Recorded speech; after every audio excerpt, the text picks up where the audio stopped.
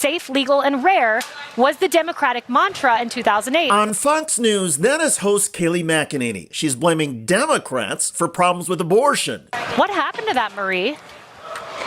Well, first, let's go back to our Fox polling from this morning. Marie Harf, the lone Democrat on the show, is about to destroy McEnany. That abortion and health care are the third and fourth highest ranked issues that voters care about. On the first, Kamala Harris outpolls Donald Trump by 16 points, and on health care by 11. And I think one of the reasons for that is because Kamala Harris and other national Democrats have talked about abortion as health care, which it is. In Republican-led states where they have banned abortion, we have women in ER bathrooms almost bleeding to death because doctors... Wait, let me finish, Kayleigh. Let me finish. What happened to safe, legal, and rare, Marie?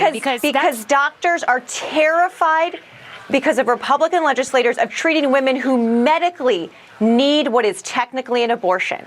This is not complicated stuff. In several states, Republican legislators have criminalized abortion procedures, even in cases of medical emergency. So doctors have refused to perform medical abortions, causing some women severe complications from an already unhealthy and doomed pregnancy. And yet Fox host Kayleigh McEnany doesn't seem to understand that. It's as if she doesn't know that criminalizing abortion when the mother's life is at stake might actually jeopardize a mother's life. McEnany is not exactly one of the best and brightest at Fox News. Before working there, she was a White House spokesperson for Donald Trump. More on that in a moment. The issue of abortion is a difficult one politically for Trump and his MAGA movement. Polls show that more than 70% of all registered voters believe abortion should be legal, at least until the fetus is viable at around 22 weeks. But in several states, Republicans have criminalized abortion after 6 weeks of pregnancy, which is before some women even know they are pregnant. Donald Trump has danced around whether the issue should be left to the states or whether there should be a national abortion ban. And on this day, the GOP political sensitivities were clear when a reporter in Philadelphia asked Trump running mate J.D. Vance for some clarification. Senator Vance, what's your message to Pennsylvania voters on abortion? Has your opinion changed? Do you think there should be a national ban, or should it be left up to the states? Yes, as you can hear, Republicans at the event booed the reporter for even asking the question. Look, it's okay. It's all right. It's all right. Look, first of all, I think it's important to be honest about what Donald Trump and I are focused on here. And what Donald Trump and I are focused on is making the American dream affordable again for Pennsylvania families. That is what we're focused on. Look, on the abortion question in particular, what President Trump has said has been very direct, and I think honestly he's tried to find some common ground in this country that has been divided by this question for 50 years. He said, look, Pennsylvania is going to want to have a different abortion policy from Ohio, which is going to want to have a different policy from California. Let the states decide. Let the people in those states decide.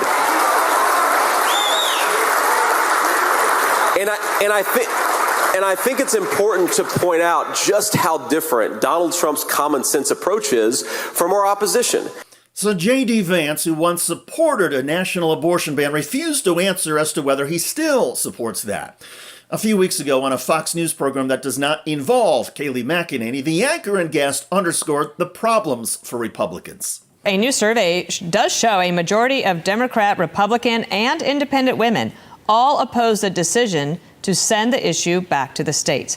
Jim Messina, former Obama campaign manager, is here. Even though the economy is the number one issue across the board, how will the issue of abortion affect the election? What should Republicans be aware of? Yeah, Dana, this is the sleeper issue of this election. And it was a sleeper issue of the last election. In the 2022 midterm elections, Democrats performed 9% better than the polls. And when you look at why, a huge move towards the Democrats from suburban women. You know, the theory of my entire life has been don't piss women off. And this issue has pissed off a whole lot of women voters in these battleground states. And now they're going to get a chance to vote on it. And you see this in poll after poll. I totally agree with you. The economy is the most important issue. But when you go down and look at issues that are moving enthusiasm, it is this abortion issue. And it's because across party, Republicans, Democrats, Independents all believe in the same thing. They want the government to stay out of their lives. And this is an issue that is just burning straight hot. And President Trump seems to be trying to run away from his position on this. And I think it's really hard to do.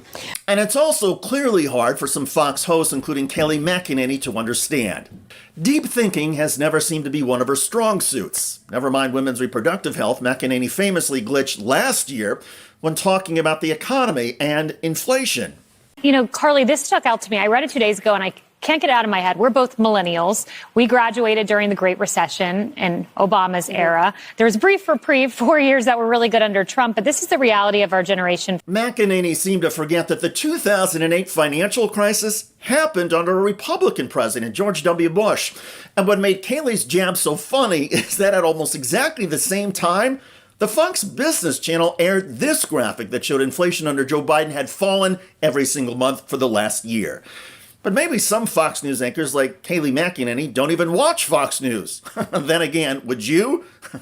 To be clear, Kayleigh McEnany, who worked for Donald Trump as a spokesperson at his White House, seems like a nice person. She has a pleasant demeanor and doesn't scream or yell like other misguided hosts, including Jeanine Pirro. But misguided is the operative word for Pirro, McEnany, and so many other hosts at Fox. They are literally clueless about countless issues they report on. But abortion access is a deadly serious issue for countless women in America. They understand the problems caused when a doctor under Republican laws refuses to terminate a dangerous or deadly pregnancy. As a result, the Republican Party is in deep political trouble this fall, even if Kayleigh McEnany and other Fox hosts are too oblivious or simple-minded to understand. By the way, Democratic vice presidential candidate Tim Walz is hammering Donald Trump and going viral beyond politics. Look, in Nebraska, you got a slogan here. Nebraska, it's not for everyone. Well, it sure ain't for Donald Trump, I'll tell you that. Another speech, another viral video featuring Tim Walz. On this day in Omaha, the Democratic vice presidential nominee hammered Donald Trump. This guy is the opposite of everything here. Every opportunity he has, he weakens our country to strengthen his own hand. He mocks our laws. He sows chaos and division amongst us. And that's not even counting the time he was president. The remarks generated millions of views. Walz then stopped at a Runza shop, turning the local delicacy into a trending item nationwide. If you don't know, the iconic Nebraska restaurant is the Runza. Don't call it anything else except a Runza. The bread consistency, all of it really matters. Later, Doritos started trending thanks to this. You see corn nuts over there, too? Oh, yeah, that's the best. There you go. Check out that video at the link below. It generated a lot of comments on YouTube. One of the most popular is from Inigo Montoya, who wrote, Walz, lifetime of helping others. Trump, lifetime of helping himself. Not a tough choice. I agree. Do you think God is pro-life? I think that it's in God's order, and he is definitely pro-life. Yeah. Yes. What would you say to a woman who says, hey, it's my body. Don't tell me what to do with my body. This is kind of ridiculous. Your religion doesn't mean anything to me. It's a bunch of fairy tales. It's probably made up by a bunch of men 2,000 years ago. Don't use that bullshit to tell me what I can do with my body. What would you tell those women? I could speak to my ex-wife, and for a reason, she's my ex-wife. Well said. Well said. Perhaps his ex-wife is the only woman he's ever spoken to, which definitely would explain a lot. A woman's right to choose. Is that important to you? Yes. Donald Trump doesn't believe in a woman's right to choose. Okay, but there are certain cases where I believe that a woman should be able to choose, but there are also certain cases where, that is a child inside of a woman's body. So I'm stand for both, but, it's... So Governor Ron DeSantis, governor of Florida, who's running for the Republican nomination, says there should be no abortions after 6 weeks. Do you agree or disagree? I agree with that.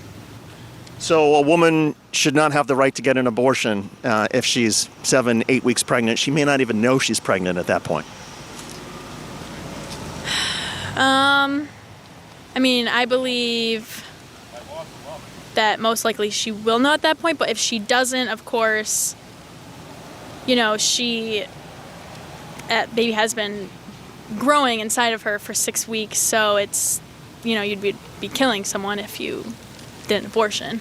It doesn't have a heartbeat, though, until longer, so it's not like it's killing a person, right? I still believe that it's killing a person, because that is still a human being inside. No, it doesn't matter if they have a heartbeat or anything, there's still fetus growing inside of someone, and that mom is still going through many symptoms and, her trimester symptoms to, carry that baby, whether they have a heartbeat or not. What about once a child is born? Since you believe very strongly in life, you believe in protecting life once a child is born? What was that? Once a child is born, should our society, should our government do more to protect kids after they're born? Or should a child or a baby be totally on its own with their family and no government help? I mean, it depends on the circumstance. Again, it's if a parent decides that they become a parent, they should be responsible for taking care of that child. Of course, there are certain circumstances where, teen moms, single parent families,